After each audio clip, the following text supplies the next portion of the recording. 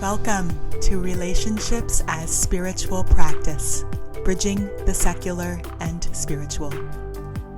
With your host, LaShelle founder of Mindful Compassionate Dialogue and Wise Heart PDX. Hello, and thank you for being with us here today. I am very happy that we have special guests today, Matthew Letterman and Alona full day, and we're gonna dive in. They've recently written a book and published a book, and well, it's not just a book, right? It's never just a book.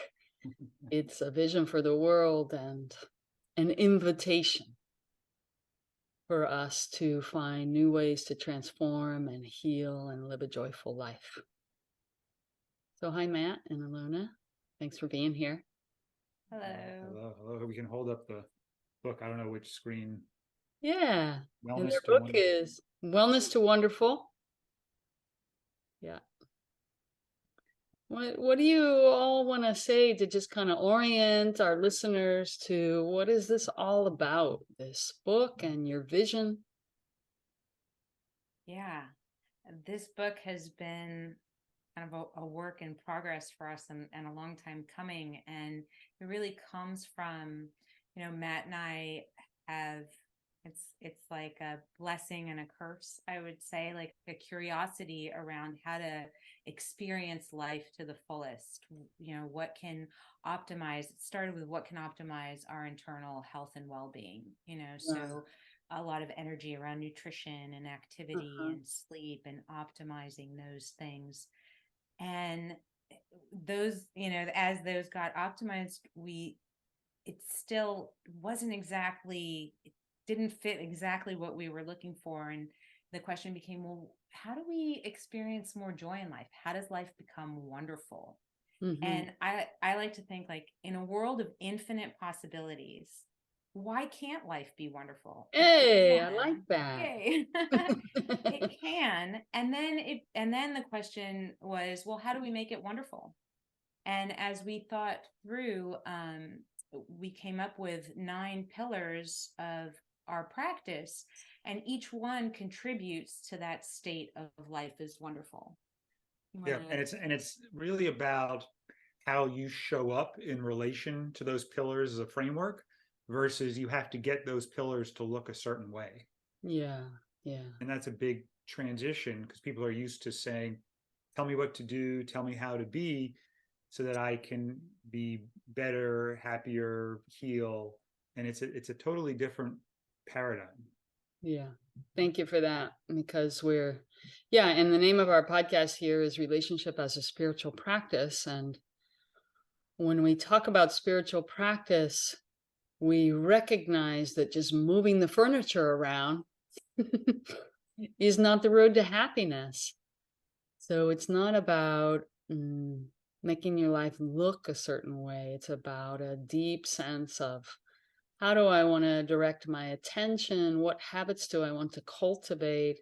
How do I want to even perceive life so that I can learn and evolve from joy? And just really, really loving and sinking into what you said, Alona, about what if, you didn't say it this way, but this is what I heard. What if we could evolve and learn to love more fully, more deeply, and enjoy our lives without the lessons of suffering being quite so frequent? Yeah. Living in that state of wonderful. And what's lovely is when we can tend to, these 9 pillars and kind of have awareness around them, there's a real sense of empowerment. And there's, even in celebration, it's easy to find that empowerment, but that empowerment exists even in suffering or mournings or challenging times, because we trust our own sense of self, and we have tools and skills that we know can, help us get through. Yeah, exactly. And so in these 9 pillars, you're offering an invitation for particular skills. You want to say a little more fully how each pillar is made? Absolutely. Absolutely. So our model is an infinity loop. Mm-hmm. And the reason for that is because there is a flow, because all of them are connected to one another, and there is interdependence in it. Mm-hmm. It starts, the center, though, it starts with the self. And that's really at the core, is getting in touch with ourselves and how we want to experience our life. Mm-hmm. And we have what we call the internal world, which is things that we can optimize on our own, things like sleep and activity, nutrition, and play. Mm-hmm. And when we can optimize those, we feel resourced enough to then address and connect with our outside world, with our family and our friends, our work, the meaning and purpose in our work. Spirituality, really connecting to a greater world around us, not feeling alone, and finding that interdependence. Mm-hmm. And then the natural world that we live in. Mm-hmm. And even with just that first part, like you say, the things we can more easily influence, you didn't say it that way, I can't remember, but optimize sleep and play and rest. I think a lot of people would hear that as, that is way beyond what most people can do. Oh, nutrition was the other thing he said with that sentence. Like, that in itself is hugely challenging for most people. And it doesn't help that we live in a capitalist world in which there's this whole entire system that's pushing almost the very opposite of that. What do you have in there that you think will help people open the door to more agency, given the systems that we live in and the conditioning we've all grown up with? Yeah, and that's a great question. One of the things that we invite people to do is to change the currency in which they define their life, right? We do live in an environment right now that supports this concept of more is better, having more status, Yeah. having more money, having more, but we Yeah. don't even know what more means. And Yeah. chasing more is a never-ending game. You just keep chasing that. Yeah. And so what if the currency changed to be around joy? Living with that meaning and purpose and agency and empowerment, and coming from a place of choice, right? And the idea behind, the idea maybe is not even optimization, but is awareness and tending to these needs that can contribute to that state of life is wonderful. And I think what happens is so many of us, are in this survival mode hamster wheel, and we feel just depleted and depressed, and we want something different, but we don't know how to even begin attaining it. Yeah. And that's where the 9 pillars are hopefully can provide a little bit of an anchor on, if we can tend to these, if we can have awareness around these, and if we can begin to take steps, even if they're small steps, in giving these attention, we can increase the likelihood of living and getting to that state of life is wonderful. So what if we name the 9 pillars, and then I want to go back to the currency of joy and dive in there a little bit. Can you just name off the 9? Yes, so there's self, and then there is sleep, nutrition, activity, and play. Is that all one? That's, well, it's self, and then it goes around to the internal world, which is sleep, nutrition, activity, and play.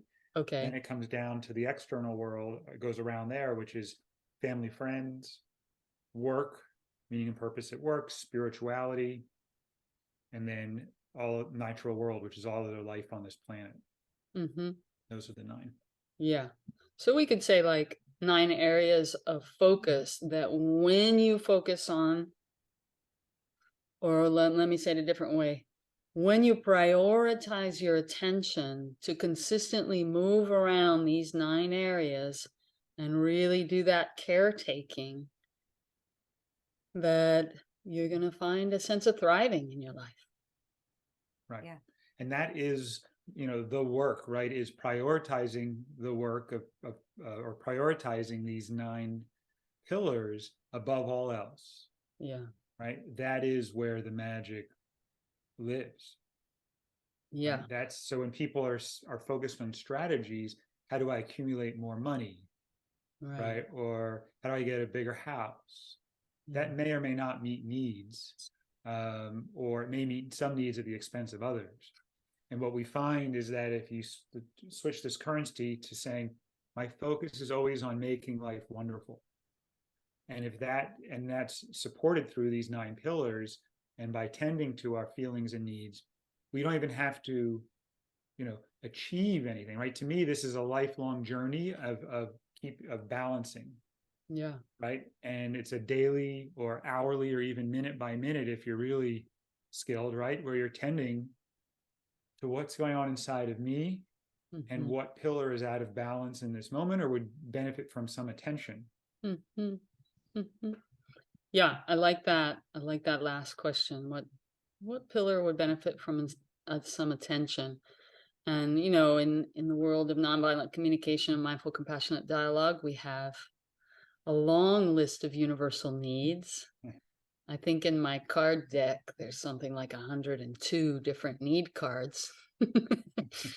Can be a little overwhelming to just gaze through what needs attention, right? So I like just 9 as 9 places, and then you can dive in deeper. And I want to ask you about this moving into shifting. What I'm looking for is this sense of joy, and I imagine that's a word that's describing a lot of aspects of thriving. But I just want to talk about that movement. How are you guys imagining a person starts to detach from the conditioning of status and money and all the things that capitalism trains us to seek, and moves into just really checking out what's actually joyful here, satisfying, what's truly helping me thrive? Can you say anything about that transition? Yeah, that's where we bring in the different modalities that we use to support Okay. this process, right? So we bring in Western medicine, Eastern medicine, nonviolent communication is a big part of it. Polyvagal theory, trauma-informed care, somatic awareness, pain reprocessing, right? There's so many modalities. And for example, nonviolent communications at the foundation, which provides a framework or skill set to be able to start connecting inside of myself and looking in. So instead of typically, right, feeling some type of discomfort and trying to get away from it or see who's to blame for it, right? We shift from being able to actually even just be present with that discomfort, and that's a skill right there. But as we do that, it's sort of self-sustaining, because as you have taught, right, it's the trying to resist feelings that causes more suffering than learning how to be with them. So that's where you can be sad and life can be awful, or you can be sad and life can be wonderful. And to me, it's how well you can be with those feelings and let that natural, that's where the infinity is helpful. It's a flow. So if you can allow that flow and support that flow, whether it's an unpleasant or pleasant feeling, life is going to be more wonderful than if you're resisting it or trying to attain some material thing, because you think once that happens, then all will be good, even if I'm miserable right now. Yeah. And I just to add to that, I think that one of the keys is we're regularly checking out. We're checking out our environment. We're checking out as far as comparison. We're comparing our lives to others. We're the Facebook facades, or we're looking at all these external validations. Yeah. And the opportunity to make that transition is when we can check in Yeah. and say, what are my values? What do I resonate with? What is important to me? Yeah. And come from that energy. And I think that really helps begin that shift. Mm-hmm. Mm-hmm. And it's a real body experience. That's what we also try to convey. It's a body experience. It's fluid and dynamic. It's not static. So there's a minute where I can say, boy, life is not wonderful right now. Mm-hmm. And then I can check in, and through the skills that we've cultivated, I can say, oh, I see I can notice what's going on here. And that checking in starts to shift me towards life is wonderful. Mm-hmm. And then I may choose to take action, I may not. But that, to me, that's what's fun about life is wonderful. It's not like get all this stuff or experience happiness all the time. Mm-hmm. It's that dynamic presence and ability to check inside, and then using frameworks like nonviolent communication to be able to say, okay, how can I now, if I want to, take action or request action from someone else to continue meeting needs, which to me is that connection is at the foundation of everything, whether it's self-connection or connection or resourcing ourselves so we can connect more effectively to other people. It really comes down to connection. Of course. What if I present a case and you all could take the case through your book and show us how this person would be helped? Are you up for that? Yeah. Yes, we are. Okay. I see a little smile there. Has something come up for you there? No, I love that. You like it? Okay. That's joy. Okay, so this person is a woman with 2 children, young children, before middle school age. And she has chronic difficulty sleeping and often feels overwhelmed and like she's alone managing everything. And has a very high standard about interacting with others in a way that's connecting, and often sees herself falling short, failing, so has a fair amount of self-criticism.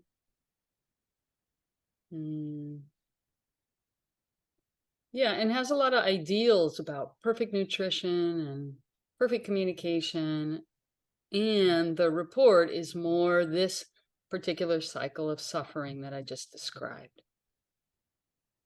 And she's picking up your book and she's looking for help. What's going to happen there, assuming she really gets help from your book and she makes use of what you're offering? Yes, so the book we love the book because it basically says, here's all the information and some tools to get you familiar with the framework. And then if you are sort of bought in or it's resonates, yeah, then it's a matter of applying it to your life and growing these new muscles and new habits and new neural pathways. And that's where we would start out with her. And I would want to start with empathy and self-connection, right? We always start with the self and really take time to empathize with her pain. And it sounds like there's a tremendous amount of weight, not only with responsibilities that are outside of her, but from the messages she's getting in her head around how she should show up. So there's weight coming from all directions that we would love to just help hold. So not only can we help hold the weight with her, but also she doesn't have to be alone with that weight, which I think immediately relieves some suffering. Yeah. So then I would stop there and just check in with how all that was to hear. Yeah. So let me just say that back. So the first step is kind of reading your book and someone asking themselves, does this make sense to me, this system of approaching life and growing, transforming, healing? And if they say yes, then they might seek you guys out individually. Or is it more like a program where they enter with a cohort, or how does it work from there? Yeah, so we have both opportunities. even in the book, there are tools. I don't know if you want to talk about the brain and heart messaging, but even, where you can kind of begin to travel your own journey, in this state of how to give self-empathy. So many people don't know how to do that. Okay. And it feels so empowering inside to be able to even learn that skill, or know, oh, I can try this. Or there's an exercise, and Matt can talk about that more, but it's a brain and heart message exercise that we do a lot with our daughters, just to help kind of separate those, what our brain is telling us versus what our heart can feel. And then, so there's a lot in the book. And then beyond that, if people are looking for additional support, then at our virtual clinic, weheal.health, we offer classes. So those are cohorts. We offer support groups for people who are kind of traveling a path and run into challenges and need to know, well, what do I do with this? So they're not holding that alone. And those are groups. And then we also offer individual sessions. So there's a gamut of opportunities and entry points. And the individual sessions are with doctors that are trained in these modalities or support this consciousness and paradigm. There's different health mentors. We have nutrition and lifestyle mentors, connection mentors, and we have trauma recovery mentors. So there's so not only can you work with you can do programs that sort of mix and match those mentors, plus or minus medical care that supports this modality or this paradigm, and then classes, whether it's communication. We have a fundamentals of spirituality class that I'm super excited about, where we have a guest facilitator. And so we have all sorts, and then we have, for example, I run a monthly nutrition and with Lisa, who is our nutrition mentor and chef, and there's tons of fantastic recipes on the website, but she does a cooking with you type of program. So I'll do some information, but then she sends out the list, and then you can cook together over Zoom for the class, for example. Or you want to do, we have an NVC fundamentals class, right? And we do that every month. It's 2 hours a week, 4 times, and then repeats. So the support groups are more for, hey, I just want ongoing support weekly with other people that have similar intention. And that's where I think this, for example, a lot of people are doing things alone right now, and they feel really isolated. Yeah. And it's really hard to raise a family with 2 parents and children alone, let alone a single parent and children alone. So there's this real need for community that's not being met, which is going to be super important to address as soon as possible. Nice. Yeah. It's almost like I got this image just now of someone saying, Matt, you have to dunk this basketball to be successful. And there's no way I can dunk the basketball. Yeah. But if I put a couple of people on my shoulders together, we could dunk the basketball probably. Yeah. Or you stand on their shoulders or whatever. Exactly. Then maybe I'll dunk. But right now works. And then when I can't dunk, my voice is in my head saying, what's wrong with you? How can you not dunk? Yeah. And other people are saying, I think we're dunking too. And it's like, are they successful? What's wrong with me? So it's just like you said, society is not set up to support a life is wonderful paradigm. Yeah, it's inspiring to hear. There's so much comes up for me listening. One thing comes up is just that you're really trying to address the whole person. And we live in a world of ultra specialists, right?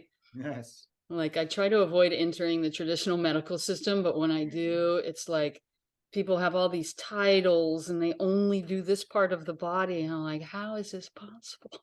Anyway, there's that whole world, and you're trying to bring a whole person in. And just for our listeners, you both have this background in medical training, and Matt is a NVC certified trainer. And also, I'm just going to say personally, I've known you guys for a lot of years now, 7 or 8 years, right? Yeah. And I've heard stories about your kids growing up in this consciousness that just blow me away with their capacity to relate to you in a heart-based language and say what's true for them, and for you all to create systems that support them in doing that. And so is there some parenting stuff in there? Because I have a lot Yeah. of admiration for your parenting. Yeah, we do talk about parenting, and there's a lot of stories with our kids and the challenges and how we've Uh, overcome them, and sometimes how we were not able to, and how we mourn, and that's what you pointed out there is also our biggest challenge right now is what mm, we're doing is so different, right? yeah, It's like, oh, we want to see the nutrition specialist, right? We just want to talk to them, right? Or we want to talk to the sleep specialist. yeah, And the fact that we're trying to put this all together is a bit foreign yeah. to people, right? So Right, that's challenging. But at right, the same time, I don't see how you get to life is wonderful without putting this all together. And that's what we try to do is right. distill it down as simply as possible. But at the same time, there's some effort and bigness, right, to Yeah. bring in. But you don't have to bite it off all on day one either. Yeah, exactly. I just noticed some grief coming up when I realized, like, we're so trained to think if I just do this one thing, I'll feel better. And don't talk to me about counseling when I need better nutrition, or don't talk to me about nutrition when I have emotional problems. Like, there's such a compartmentalization in our world. And so even to show up and understand you're offering all this, that itself might be a barrier, like, or create suspicion. How could you be offering something to me as a whole person? Because that doesn't happen typically, right? Right. Right. And also we've changed, right? There's a level of trust too. Once you're in it, it makes perfect sense. But like when we focus on life is wonderful, the nutrition falls into place, the Yeah, sleep falls into place, the absolutely. parenting falls into place, right? Even diseases start to reverse because of all this other stuff that's happening, which we try to explain the mechanisms. But do you see how even addiction, Yeah, right? We've had people dealing with addiction, when you start to focus on life is wonderful and what supports life is wonderful, it starts to address all that stuff that you've been sort of point targeting. And yeah, it actually makes it easier because like, okay, if this is supporting life is wonderful, that I don't have to worry about 70 things. yeah, I can just put my focus on that. yeah, yeah. I love it. I love it. It seems like two things are true. On the one hand, human beings are astoundingly complex. So there's not a simple fix. And you're offering something that's comprehensive, that's complex, that really requires someone to make a choice. I want to change my life towards joy Yeah. without having to hit the bottom of suffering in order to be inspired about that. Yes. Right. There's an investment. I like your quote Yes. about invest. There's definitely an investment. Yeah. Yeah. And then the other thing is there's also like a synergistic effect, because when we start caring for multiple facets of who we are, this is what I heard you say, other facets begin to fall into place, begin to heal. And we start, I don't know, I want to say there's a congruence, there's a flow in our being when we're caring for all parts of who we are. Yes. Absolutely. Yes. There is a congruence, and that is that flow of that infinity where Yeah. you naturally become more inclined to look at these other pillars because of how that resonates in you, because it's that internal drive, versus like we talked about the external validation to seek those out. Yeah, because you notice it inside you. You cultivate this body awareness, this emotional awareness, and spiritual awareness. And the And that more you, go ahead. fulfillment. Oh, and that fulfillment, like it begins to fill So, you. We get so depleted by the way that we're choosing to live our lives now for many of us, and here it's like it's filling that back up. and then you want more. I want to be filled. I want to feel full and satisfied and joyful. Yeah. Yeah. And that comes through caring for a life. Yeah. Yeah. Yeah. And so with my case consultation here, you've given her empathy and you see some relief in her face and she's a little lighter having that companionship. What next? What happens next?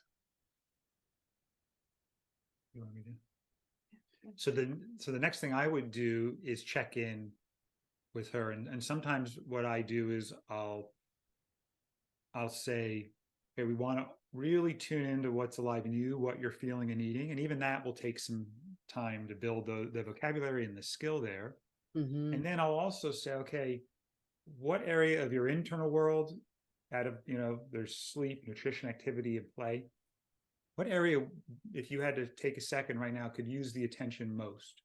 So And you then help them kind of go into mindfulness and you drop in each of these areas from your 9 pillars and you help them find, like, where does their attention want to go? Right. And we'll do an internal world and an external world. So we'll say, maybe they'll say, I am not sleeping well. Or they'll say, I want to lose weight, let's say. Yeah. Right. And then on the external world, they'll say, I hate my job. Yeah. Yeah. Right. So then we'll say, okay, so the work pillar, and for them, nutrition is where they think they're going. But then when we do an intake, and we'll look at their history and say, well, actually, I noticed that you're sleeping only 4 hours a night. Mm-hmm. And I know you want to go to nutrition first because you think that is the answer to the weight loss. And then let's figure out what's the goal with the weight loss? What's the need behind that? So we dig a little deeper, and I'll share where I'd like to spend some energy and see if that resonates after I share why. But ultimately they're leading, right? So we're accompanying them. But usually, right, we can get to a place where, hey, here's why I'm worried about the sleep. And then what's preventing the sleep is a mobilized nervous system. So then it's actually regulation in the self that we got to get to, right? And if we can regulate and get your body to feel safe, and then it can sleep better, and then all of a sudden you're going to make different food choices, because studies show that, for example, when you sleep 6 hours versus 8 hours, you give people the same food choices, they'll eat hundreds of calories more if they only slept 6 hours. Wow. So we start to give them information a little bit. We help them understand where we're going. They accompany us, we accompany them. And then we might focus on regulating and self-connection. So you see how we sort of go on a little path around our pillars. We call it, the whole diagram is the essence of We Heal.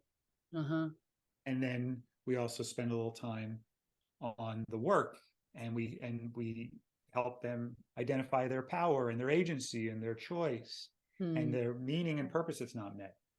And it becomes, initially, like you said, LaShelle, like it seems like, oh my gosh, all these 9 pillars, this seems overwhelming. It's so many things to kind of keep track of. But what's beautiful about that is, because they're so interdependent, when you start with one, you start seeing how those rays filter out into the other ones naturally.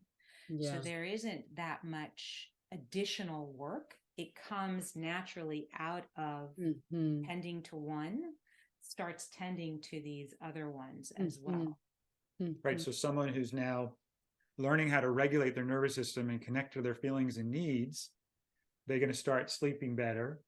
Maybe they need a little bit of guidance on nutrition, but that's really easy now to make a couple of changes. They don't necessarily have to change everything. There's some low-hanging fruit, if you will.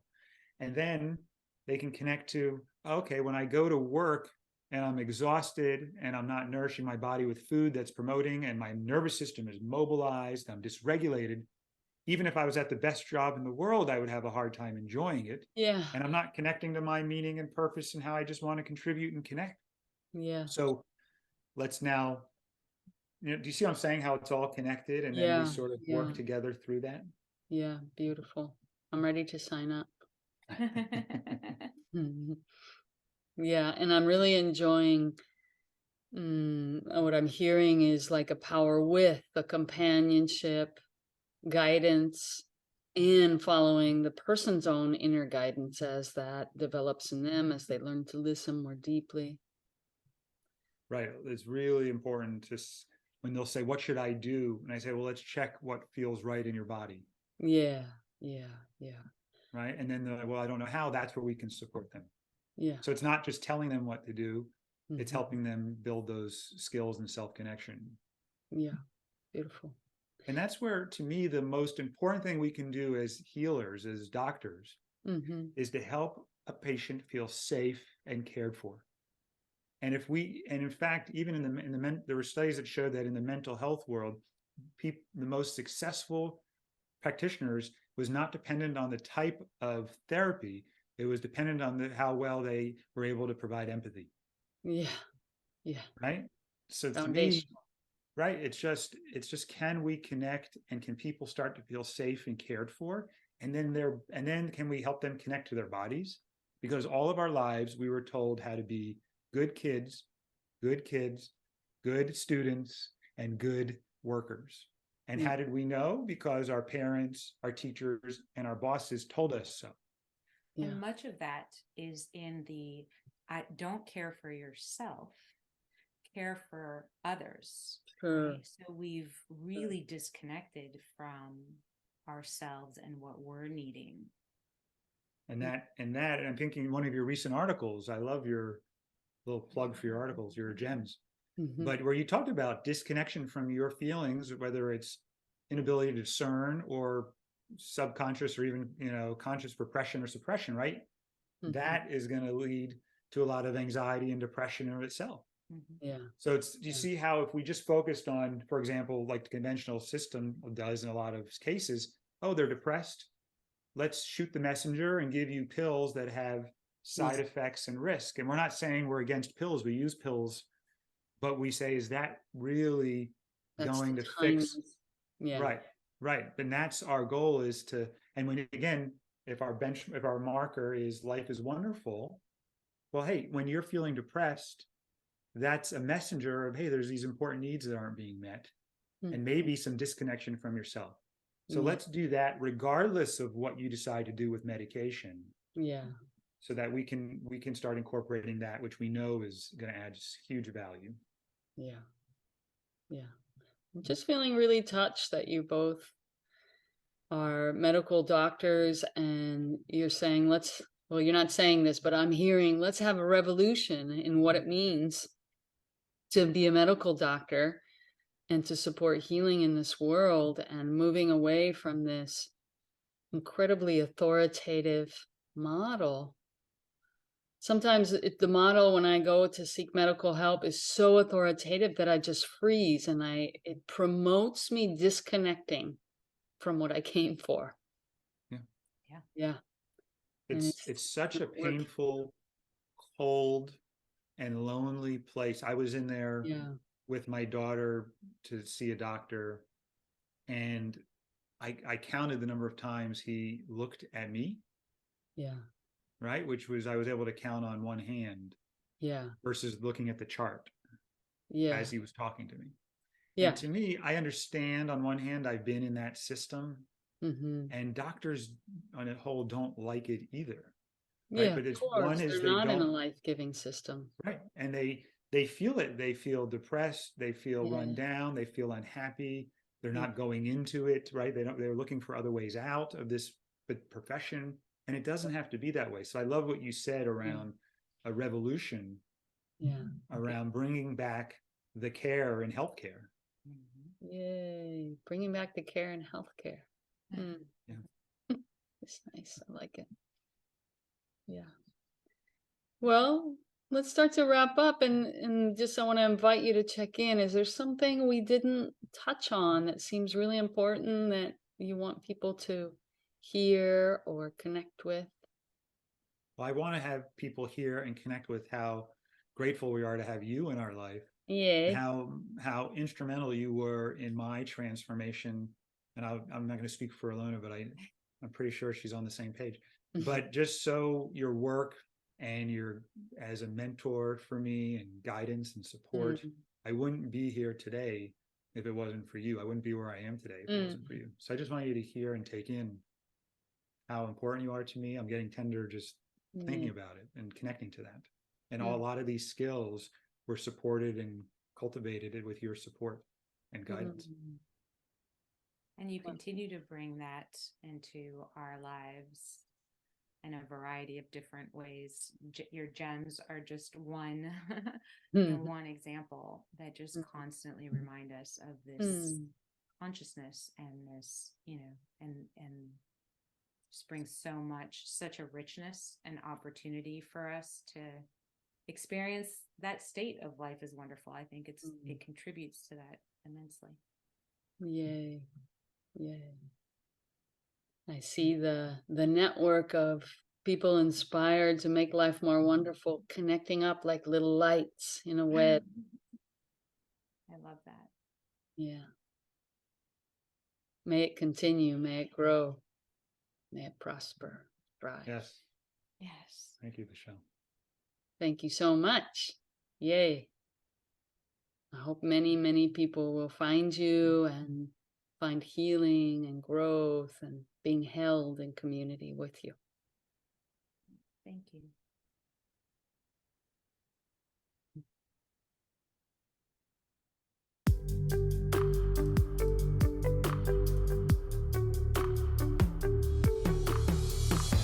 You can find free resources and information about mindful, compassionate dialogue, as well as Wise Heart's live offerings and self-paced workshops online at www.wiseheartpdx.org. You can also connect with Wise Heart on Facebook, Instagram, Twitter, and YouTube, or by emailing info@wiseheartpdx.org.